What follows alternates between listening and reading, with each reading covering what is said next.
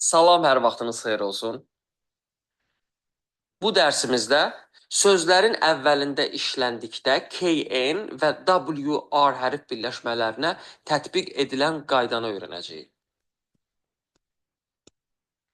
Gördüyünüz bu iki hərf birləşməsi əgər sözün əvvəlində gələrsə, o zaman bu hərf birləşmələrinin ilk hərfi oxunmayacaqdır. Yəni KN hərf birləşməsində ancaq N hərfini N olaraq oxuyacağıq.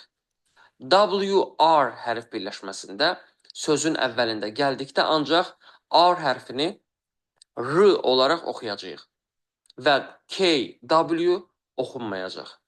Əsas diqqət edəcəyimiz məqam odur ki, bu hərf birləşmələri sözün əvvəlində gəlməlidir ki, biz ilk hərfləri oxumayaq. Nümunələrə baxaq.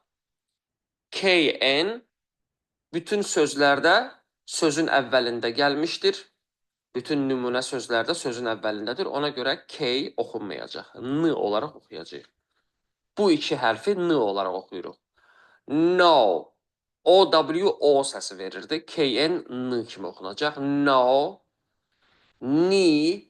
Yenə KN N kimi oxundu. Qoşa I kimi oxunur artıq. Uzun I kimi. Ni. Night. Yenə KN N kimi oxundu. IGH I kimi oxundu. Bu dərsi keçmişik köhnə dərslərimizdə və T. N, I, T. Night. Artıq baxın, demək olar ki, bütün nümunə sözlərdə olan, yəni önümüzə çıxan digər qaydalar artıq keçdiyimiz qaydalardır. Demək olar ki, fonetikanın əsas qaydalarının, yəni böyük hissəsini bitirmişik.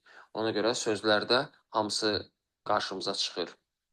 Nil, KN, N kimi oldu. Qoşa I kimi oxuyuruq. Nil. Nit. Nop. Not. Knock. KN, N, CK, K keçmişik bunu da. Məndən sonra uca səslə təkrar edin. No. Ni. Night. Kneel. Knit. Knob. Not. Knock. Heç bir halda bu sözlər, yəni belə oxunmur. Kno oxunmur. Mümkün deyil. Knit mümkün deyil. Yəni bu sözlərdə mütləq formada bu hərf birləşməsində birinci K-yi yeyirik. Niyə bəs var? Sizdə belə bir sual yarana bilər ki, əgər oxunmayacaqsa, niyə bu K burada yəni var, elə N qoyardılar, oxuyardıq. Nə fərqi var ki? Baxın, əslində sizə deyim ki, fonetik qaydalar ingilis dilində yəni %100 keçərli deyil. Belə sözlər olacaq ki, yəni orada sanki hər hansı bir qayda keçərli kimi görsənəcək, amma tam başqa cür oxunur. Yəni dil ulu babalardan, ulu əcdadlardan əsrlərlə, yəni əsrlər boyunca yaranmış bir hadisədir, yəni bir prosesdir.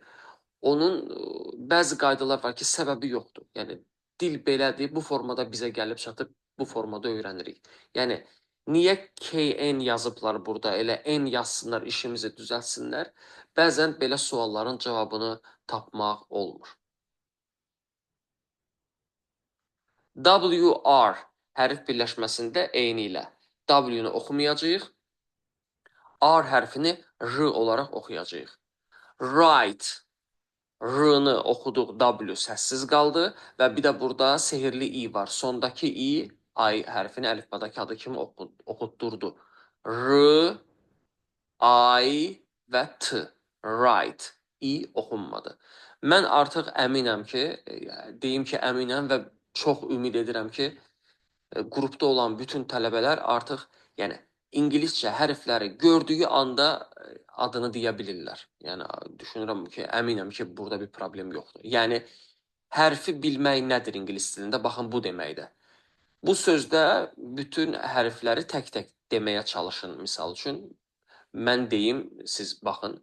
W-R-I-T-E, W-R-O-N-G, E-C-K, I-S-T, O-T-E-I-N-G-A-P-E-N-C-H. Yəni hərfi gördüyünüz anda düşünmədən Necə vurma cədvəlində 2 vur 2 4, yəni düşünmədən o 4-ü deyirik. Yəni hərflərdə eyni bu halda olmalıdır.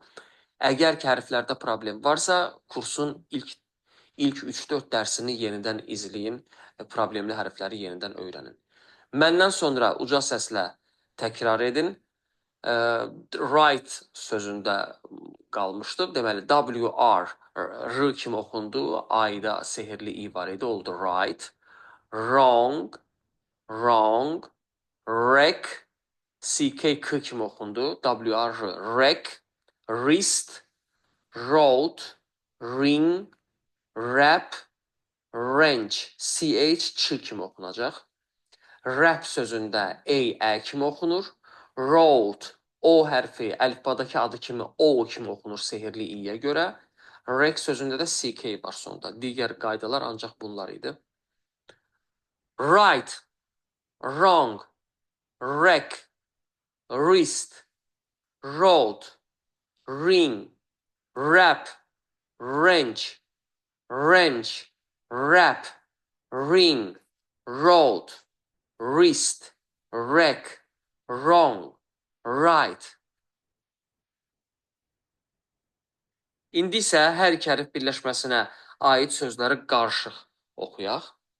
No, knee, night, kneel, right, wrong, rake, wrist, knit, knob, knot, knock, road, ring, rap, wrench.